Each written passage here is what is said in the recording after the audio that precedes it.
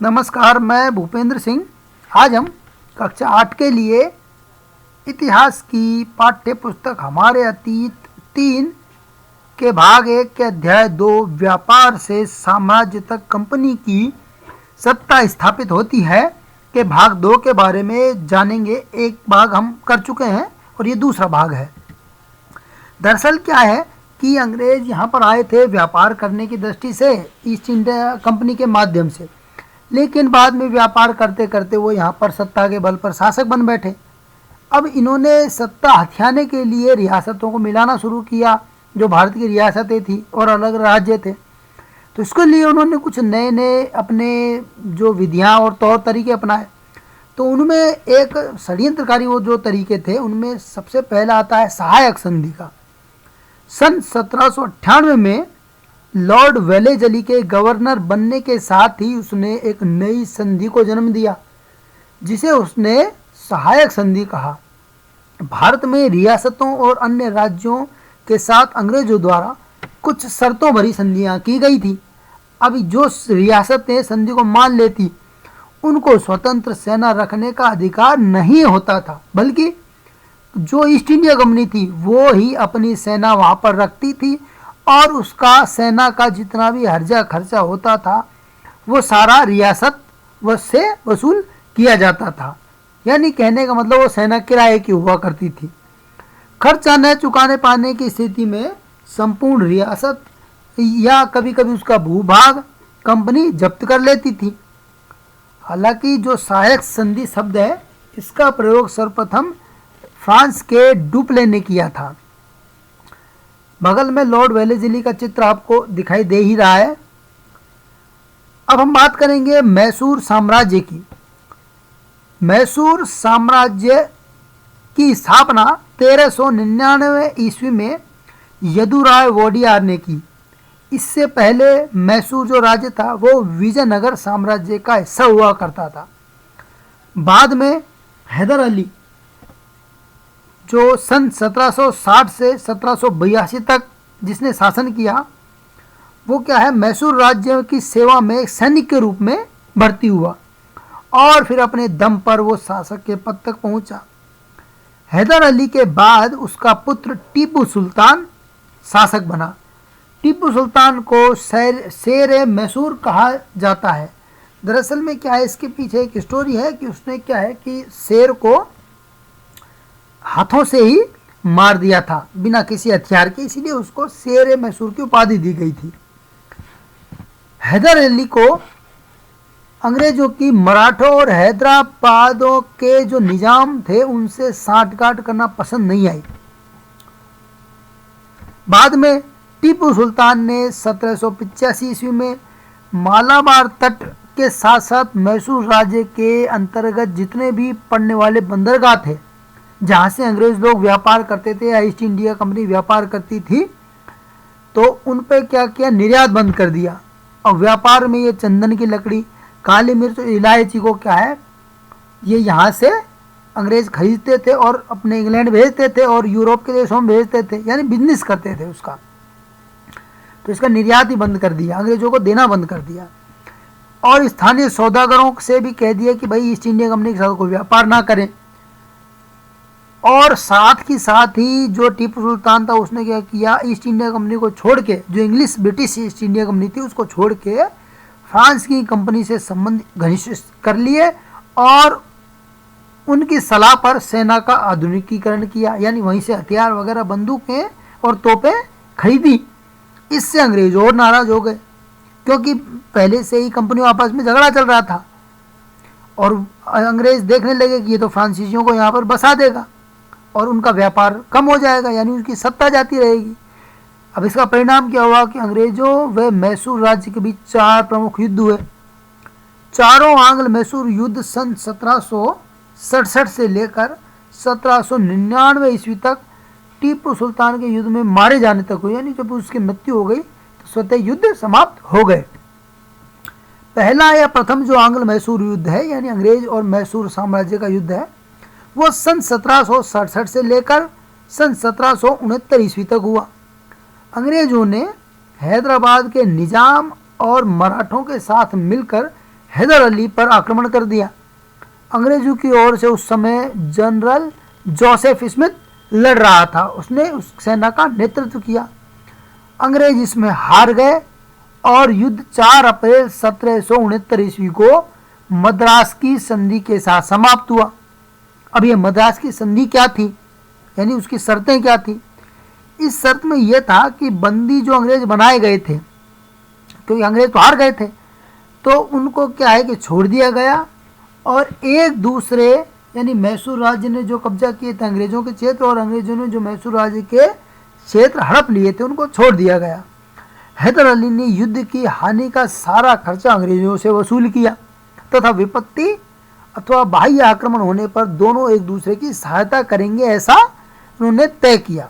लेकिन जब सन 1771 ईस्वी में यानी 2 साल बाद ही मराठों ने मैसूर पर आक्रमण किया तो अंग्रेजों ने हैदर अली की कोई सहायता ही नहीं की, यानी उन्होंने मद्रास की संधि की शर्तों को तोड़ दिया। अब इससे दूसरा जो द्वितीय आंग्ल मैसूर युद्ध का जन्म हुआ। हालांकि इसकी रूपरेखा पिछले 9 सालों में छुपी हुई है, क्योंकि 71 के बाद 9 साल लगे द्वितीय आंग्ल मैसूर युद्ध होने में, लेकिन छुटपुट जो घटनाएं होती रही। द्वितीय आंग्ल मैसूर युद्ध हुआ वर्ष 1780 से लेकर सन 1784 तक। इसमें हैदर अली ने हैदराबाद के निजामों और मराठों को अपनी तरफ मिला लिया था इन 9 वर्षों के अंदर, और फिर उन्होंने अंग्रेज था कर्नल बैली को हराकर कर्नाटक की राजधानी अर्काट पर अधिकार कर लिया। उस समय कर्नाटक की राजधानी हुआ करती थी अर्काट, जो कि अंग्रेजों का अधीन थी, ठीक है ना। तो कर्नल बैली को हराया और वहां पर कब्जा कर लिया। लेकिन अचानक 7 दिसंबर 1782 को हैदर अली की मृत्यु हो गई। अब मृत्यु हो गई तो फिर क्या हुआ कि उसका जो पुत्र था टीपू सुल्तान, उसने राज सिंहासन संभाला और उस युद्ध जारी रखा। बाद में सन 1784 ईस्वी में मैंगलोर की संधि के साथ ये युद्ध समाप्त हो गया। इसके बाद है तृतीय आंग्ल मैसूर युद्ध। ये जो युद्ध है तृतीय आंग्ल मैसूर युद्ध, ये वर्ष 1790 से 1792 ईस्वी तक हुआ। 1790 ईस्वी में लॉर्ड कॉर्नवालिस ने मराठों और निजामों को लालच देकर टीपू सुल्तान के विरुद्ध एक त्रिदलीय संगठन बनाया। यानी जो चीज़ पहली बार हैदर अली के साथ की अंग्रेजों ने, वहीं पर यहाँ पर लॉर्ड कॉर्नवालिस ने भी टीपू सुल्तान के साथ की। उसने क्या किया, मराठों और निजामों को लालच दिया और टीपू सुल्तान के विरुद्ध एक त्रिदलीय संगठन बना लिए, जिसमें अंग्रेज थे, मराठे थे और निजाम थे, और दूसरी तरफ टीपू सुल्तान था। सन 1792 में लॉर्ड कॉर्नवालिस के नेतृत्व में अंग्रेजों ने वेल्लोर, अंबूर व बेंगलोर इनको जीत लिया और श्री रंगपट्टनम को घेर लिया। उस समय रंगपट्टनम में जो ये क्या नाम से टीपू सुल्तान रहा करते थे। टीपू सुल्तान ने हार कर सन 1792 में श्री रंगपट्टनम की संधि कर ली। रंगपट्टनम की संधि की कुछ शर्तें थी, यानी रंगपट्टनम जो आजकल क्या कर्नाटक में पड़ता है या कर्नाटक में स्थित है। तो इस संधि की, श्री रंगपट्टनम की जो संधि थी, उसकी शर्तें ये थी कि मैसूर का आधा राज्य अंग्रेजों ने हड़प लिया। युद्ध में जो हानि हुई है ना तृतीय आंग्ल मैसूर में, उसका जो भी खर्चा है वो 3 करोड़ रुपए अंग्रेजों ने टीपू सुल्तान से वसूल किया। टीपू सुल्तान के 2 पुत्र थे, उनको लॉर्ड कॉर्नवालिस के पास बंधक के रूप में रखा गया, ये जमानत के रूप में रखा गया था। अब आता है चौथा या चतुर्थ आंग्ल मैसूर युद्ध। वर्ष 1799 में यह युद्ध हुआ। 1796 में ईस्वी में दरअसल युद्ध का कारण क्या था कि 1796 ईस्वी में टीपू सुल्तान ने फ्रांसीसी कंपनी के साथ मिलकर एक नौसेना बना ली थी। पहले ही बता दिया है कि उसने क्या है कि हैदर अली ने भी फ्रांसीसी कंपनियों का साथ लिया और टीपू ने भी, और टीपू सुल्तान ने क्या एक नौसेना बना ली, नावों वाली सेना जिनमें नावें थी। यानी एक तरह से कह सकते हैं कि वो जल में पानी में लड़ाई कर सकती थी। तो अंग्रेजों की नाराजगी और बढ़ गई। लेकिन लॉर्ड वेलेस्ली ने टीपू सुल्तान को सहायक संधि का प्रस्ताव भेजा। अब चूंकि जानता तो था वेलेस्ली की मना करेगा, तो टीपू सुल्तान ने मना किया और मना करते अंग्रेजों ने टीपू सुल्तान पर धावा बोल दिया। 4 मई 1799 ईस्वी को, गर्मियों के दिन थे, 4 मई 1799 को टीपू सुल्तान मारा गया। और इस तरह से ये चतुर्थ आंग्ल मैसूर युद्ध समाप्त हुआ। अब इस युद्ध के समाप्त होने के बाद जो मैसूर साम्राज्य वो अंग्रेजों के पास तो आ गया था, लेकिन अंग्रेज दरअसल में इसको लेने के बजाय इसके बंदरगाहों पर इसकी दृष्टि थी, क्योंकि वहाँ से इलायची, काले मिर्च है ना, और इनका व्यापार करते थे। उन्होंने क्या किया, मैसूर का जो राज्य है पुराने वोडियार वंश को वापस सौंप दिया। ठीक है ना, यदुराय वोडियार ने इसकी स्थापना की थी ना, पहले बता दिया है। तो वापस क्या, उसी वोडियार वंश के उनके जो वंशजों को सौंप दिया गया। अब बात करेंगे हम मराठों का दमन कैसे हुआ और उनका साम्राज्य कैसे नष्ट हुआ। 14 जनवरी सन 1761 ईस्वी में अफगान लुटेरे अहमद शाह अब्दाली की फौज और सदाशिवराव भाऊ की मराठा फौज के बीच पानीपत का तीसरा युद्ध लड़ा गया है ना। पानीपत में 3 युद्ध हुए हैं, 1526 ईस्वी में, 1556 में और ये तीसरा 1761 ईस्वी में। तो पानीपत के तीसरे युद्ध में एक तरफ अहमद शाह अब्दाली था जो कि अफगान का था, अफगानिस्तान का रहने वाला, और दूसरी तरफ थे मराठा साम्राज्य के सदाशिवराव भाऊ। अब युद्ध लड़ा गया तो हुआ क्या कि पेशवा के पुत्र व प्रधान सेनापति विश्वास राव इस युद्ध में मारा गया। तो इससे क्या हुआ, सदाशिवराव भाऊ जो थे वो तनाव में आ गए, वो पागल से हो गए थे। तो घोड़े पर सवार होकर वो अफगान सेना में घुस गए और मारकाट मचा दी, लेकिन ज़्यादा देर युद्ध नहीं लड़ पाए और वह मारे गए। अब चूंकि राजा ही जब मेन मुख्य मर जाता है, सेना का हीरो, तो ऑब्वियसली वो हार मान लेती है। तो युद्ध में मारे जाने के बाद मराठों का उत्तर भारत से पूरा प्रभुत्व समाप्त हो गया। सन 1767 से लेकर 1799 तक अंग्रेजों ने मराठों की सहायता से मैसूर के साथ युद्ध किए। हालांकि निजाम भी बीच में थे, लेकिन अंग्रेजों की एक नीति थी, यूज करो और फेंक दो, यानी यूज एंड थ्रो, काम में लो और फेंक दो। यूज एंड थ्रो की नीति से वो काम लेते थे। उनको पता था कि यदि मराठे जब तक हैं तब तक हम भारत पर शासन नहीं कर सकते।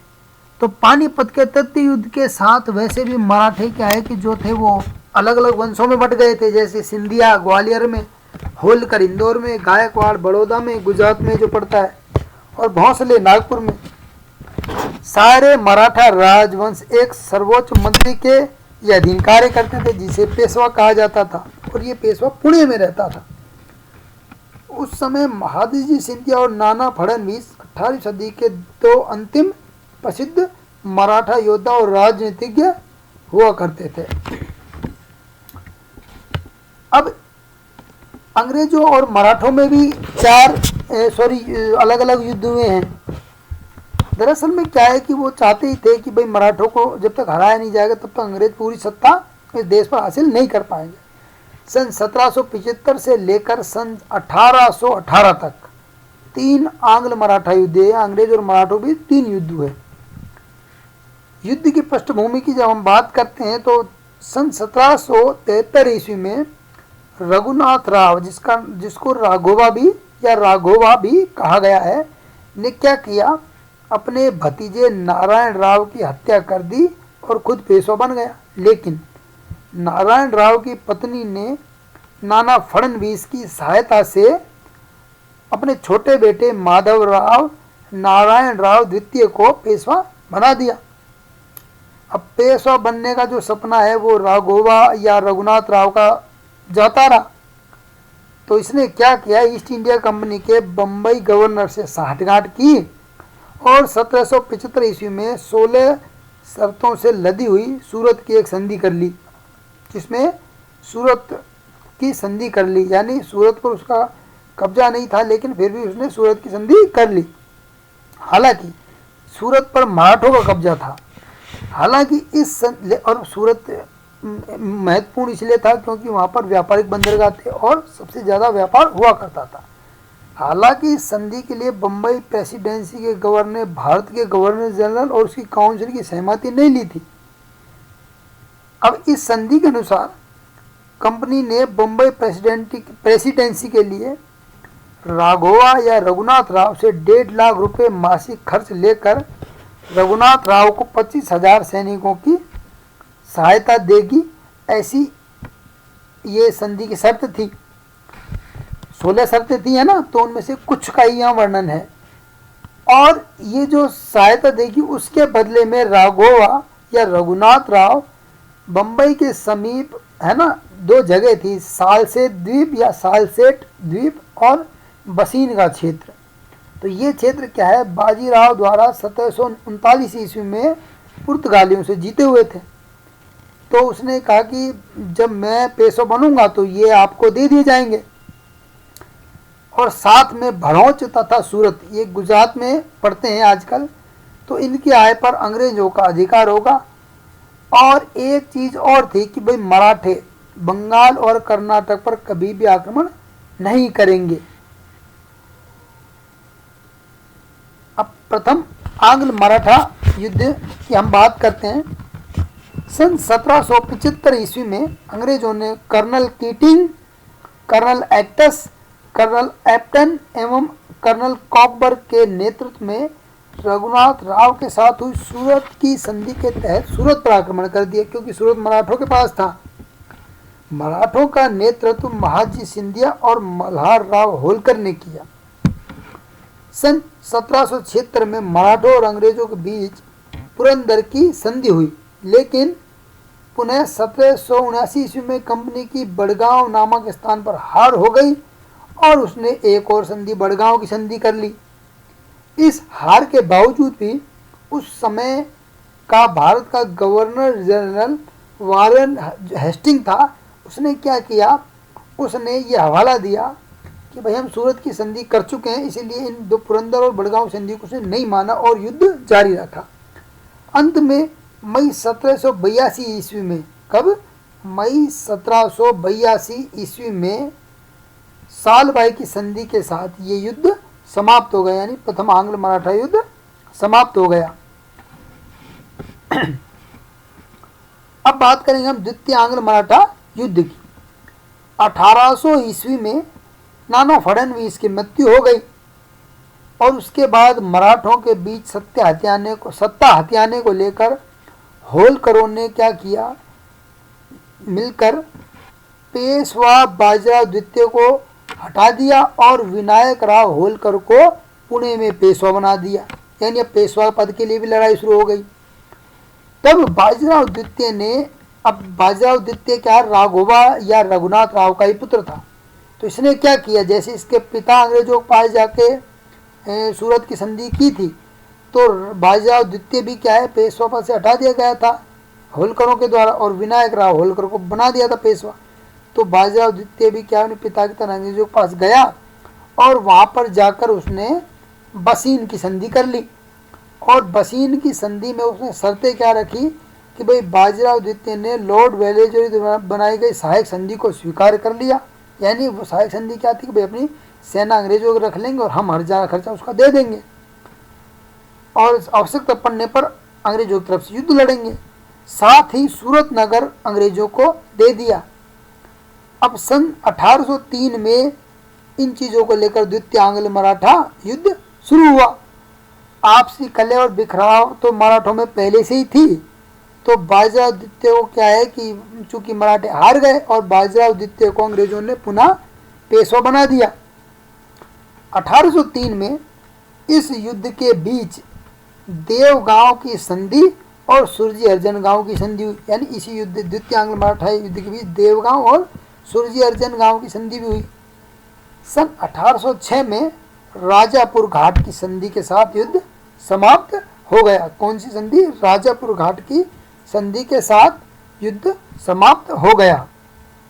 तृतीय आंग्ल मराठा युद्ध की हम बात करते हैं तो ये युद्ध 1817 ईस्वी से 1818 ईस्वी तक लड़ा गया, यानी 1 साल ये युद्ध चला। पेशवा बाजीराव द्वितीय ने बसीन की जो संधि की थी, अब उस संधि को क्या है, उसने दोबारा विचार किया तो उसको लगा कि भाई अंग्रेजों को गलत सत्ता सौंप दी गई है। तो उसने क्या है कि फिर से मराठों को इकट्ठा किया और अंग्रेजों के विरुद्ध संगठन बना के युद्ध छेड़ दिया। यह युद्ध लॉर्ड हेस्टिंग्स के भारत के गवर्नर जनरल बनने के बाद अंतिम रूप से लड़ा गया था। यानी ये वारन हेस्टिंग नहीं, लॉर्ड हेस्टिंग है ना। अंग्रेजों ने नवंबर 1817 ईस्वी में महादजी सिंधिया के साथ ग्वालियर की संधि की, जिसके अनुसार महादजी सिंधिया पिंडारियों के दमन में अंग्रेजों का सहयोग करने की शर्त रखी। साथ ही ये भी शर्त थी कि चंबल नदी के दक्षिण पश्चिम में जितने भी राज्य स्थित हैं उनसे अपना नियंत्रण महादजी सिंधिया हटा लेंगे और वो जो क्षेत्र अंग्रेजों के अधीन रह जाएंगे। और दूसरा ये था कि भाई पिंडारियों का जब दमन होगा तो अंग्रेजों का सहयोग करेगा। लेकिन 3 जून 1818 में पेशवा बाजीराव, यानी अंत में है ना, 3 जून 1818 में पेशवा बाजीराव द्वितीय और अंग्रेजों के बीच पूना की संधि के साथ ये युद्ध समाप्त हो गया। पूना की संधि में क्या था कि अंग्रेजों ने पेशवा के पद को ही समाप्त कर दिया।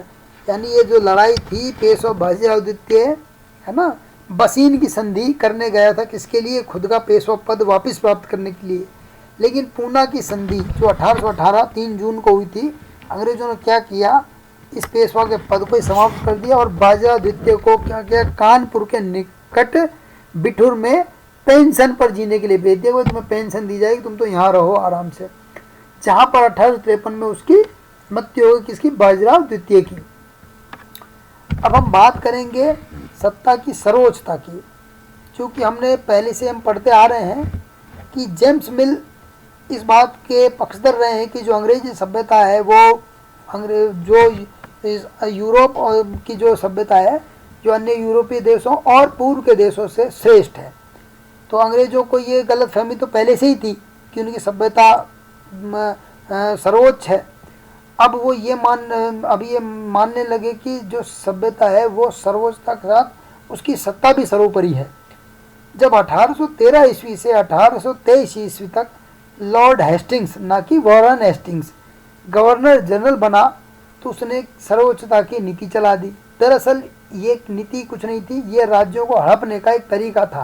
यानी एक षड्यंत्र था कि जैसे उन्होंने सहायक संधि थोपी थी तो ये सर्वोच्चता की नीति भी थोपने के लिए एक तरीका ढूंढ लिया था। जब लॉर्ड हेस्टिंग ने कित्तूर राज्य, आजकल कर्नाटक में पड़ता है, तो उसमें क्या है कि छोटा होने का दर्जा देकर कंपनी में मिलाने की कोशिश की, तो वहाँ की एक रानी थी चेन्नम्मा, उसने विरोध कर दिया। अब विरोध कर दिया तो काफ़ी समय उसको जेल में डाल दिया अंग्रेजों ने, तो जेल में उसकी मृत्यु हो गई। चेन्नम्मा की मृत्यु के बाद कित्तूर में एक जगह है संगोली, तो संगोली का एक किसान था और चौकीदार था, उसका नाम था रायन्ना। तो रायन्ना ने इस विरोध को जारी रखा कि भाई कित्तूर राज्य को अंग्रेजों में नहीं मिलाने दिया जाएगा।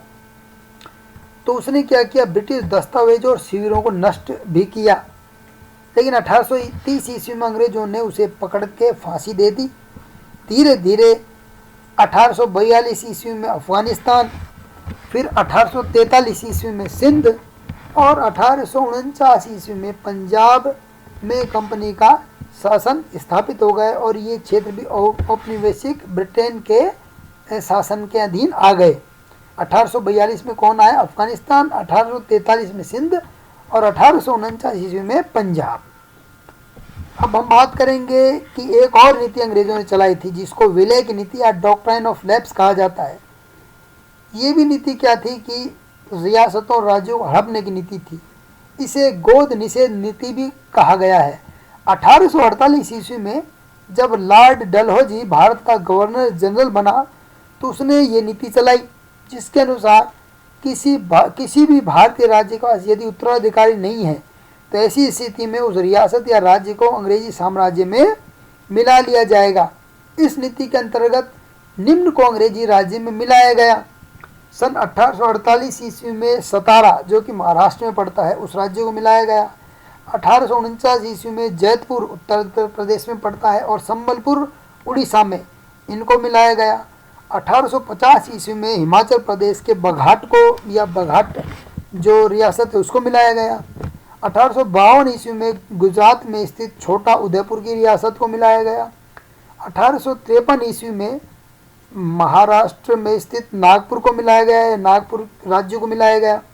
और 1854 ईस्वी में झांसी राज्य जो कि उत्तर प्रदेश में पड़ता है, और 1856 में अवध जो कि उत्तर प्रदेश में पड़ता है उसको मिला लिया गया। जहां रॉबर्ट क्लाइव को बंगाल का पहला गवर्नर बनने का अवसर मिला, वहीं 1773 ईस्वी में वारेन हेस्टिंग्स को भारत का पहला गवर्नर जनरल बनाया गया। वह 12 वर्ष तक यहाँ पर रहा, यानी वो 1773 ईस्वी से 1785 तक इस पद पर रहा। वारेन हेस्टिंग के समय ब्रिटिश साम्राज्य 3 प्रेसिडेंसी में बटा हुआ था, बंगाल प्रेसिडेंसी, मद्रास प्रेसिडेंसी और मुंबई या बम्बई प्रेसिडेंसी। इन तीनों प्रेसिडेंसी के क्या होते थे, अलग अलग गवर्नर होते थे और उनके ऊपर होता था भारत का गवर्नर जनरल। वारेन हेस्टिंग ने 1772 ईस्वी में एक नई न्याय व्यवस्था के अंतर्गत प्रत्येक जिले में 2 अदालतें खोल दी। पहली थी फौजदारी अदालत जिसका न्यायाधीश काजी या मुफ्ती हुआ करता था। दीवानी अदालत थी दूसरी जिसका न्यायाधीश यूरोपीय जिला कलेक्टर हुआ करते थे। यानी जमीन संबंधी संपत्ति संबंधी हिस्सा इन्होंने यूरोपीय कलेक्टर को दिया और बाकी जो छोटे मोटे झगड़े थे वो काजी या मुफ्ती सुलझाते थे। वारेन हेस्टिंग्स ने 1773 ईस्वी में रेगुलेटिंग एक्ट पारित किया जिसके अंतर्गत कलकत्ता में सर्वोच्च न्यायालय बनाया गया और सदर निजामत अदालत की स्थापना की गई। कलकत्ता में जो सर्वोच्च न्यायालय बना वो बाद में 1911 में जब दिल्ली राजधानी बनी तो दिल्ली में स्थानांतरित कर दिया गया। अंग्रेजों ने सन 1775 ईस्वी में हिंदुओं के लिए और सन 1778 ईस्वी में मुसलमानों के लिए आचार संहिता तैयार भी कर ली थी। यानी इन्होंने अंग्रेजों और हिंदुओं के लिए भी आचार संहिता तैयार कर ली थी। सन 1775 में तो हिंदुओं के लिए और 1778 ईस्वी में मुसलमानों के लिए। सन 1785 में एडमंड बर्क नामक अंग्रेज ने इंग्लैंड लौटने के बाद वारेन हेस्टिंग्स पर बंगाल का शासन सही नहीं चलाने का आरोप लगाया और 7 वर्ष तक वहां उस पर महाभियोग का मुकदमा चलाया। बाद में बरी हो गया था वारेन हेस्टिंग्स। सन 1857 तक की बात करें तो भारतीय उपमहाद्वीप के 63% भाग पर और 78% आबादी पर कंपनी का आधिपत्य हो चुका था। महाभियोग कहा जाता है हाउस ऑफ लॉर्ड्स जो कि ब्रिटेन की संसद का ऊपरी सदन है उसके द्वारा दुराचरण के आरोप में चलने वाला मुकदमा। धर्मशास्त्र होता है संस्कृत में लिखी गई ऐसी कृतियां जिनमें सामाजिक और तौर तरीके और आचरण के सिद्धांतों की व्याख्या की गई थी और ये धर्मशास्त्र 500 ईस्वी पूर्व या ईसा पूर्व लिखे गए थे। मस्केट बोला जाता है पैदल सिपाही की बंदूक को और मैचलॉक होती है माचिस से बारूद में आग लगाकर चलने वाली बंदूक। विश्व की तरफ दृष्टि डालते हैं तो दक्षिण अफ्रीका में दास व्यापार शुरू करना का जो कार्य किया वो 17वीं ईस्वी में डचों ने किया था। सन 1834 में ब्रिटेन में जब दास प्रथा का पूर्ण रूप से प्रतिबंध अंत कर दिया गया तो ब्रिटिश औपनिवेशिक अफ्रीका में तो दास प्रथा का अंत हो गया, लेकिन संपूर्ण अफ्रीका में यह प्रथा बाद तक चलती रही। इसी के साथ आपको धन्यवाद।